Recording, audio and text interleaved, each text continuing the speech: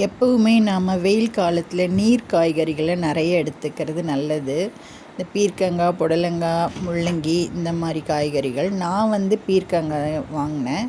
இதில் பாருங்கள், இது நல்லா கழுவிட்டு தோல் மட்டும் தனியாக எடுத்துக்கிட்டேன். சதைப்பிடிப்பை சாம்பாரோ கூட்டுக்கோ யூஸ் பண்ணிக்கலாம். நான் தோல் சீவிட்டு அதில் சட்னி செய்ய போகிறேன். அது எப்படின்னு பார்க்கலாம். அந்த தோலை நல்லா அலசிய வச்சுக்கணும். கடாய் வச்சு எண்ணெய் ஊற்றி உளுத்தம்பருப்பு போட்டு நல்லா ஃப்ரை பண்ணிவிட்டு இந்த அலசி வச்ச தோலை போட்டு நல்லா வணக்கணும். வணக்கிட்டு 2 பல் பூண்டு, கொஞ்சம் இஞ்சி, ஒரு தக்காளி வேண்டான்னா புளி போட்டுக்கலாம்.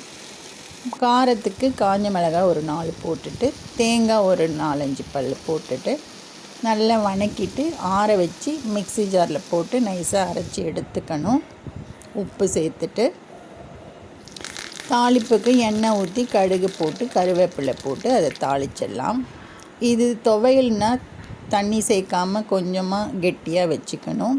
நம்ம சட்னிங்கிறதுனால கொஞ்சம்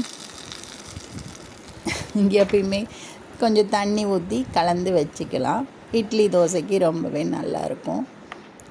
இது தோல் எப்பயுமே சத்து மிக்கது. அதை வேஸ்ட் பண்ணாமல் இப்படியும் செஞ்சு சாப்பிட்லாம். ட்ரை பண்ணி பாருங்கள்.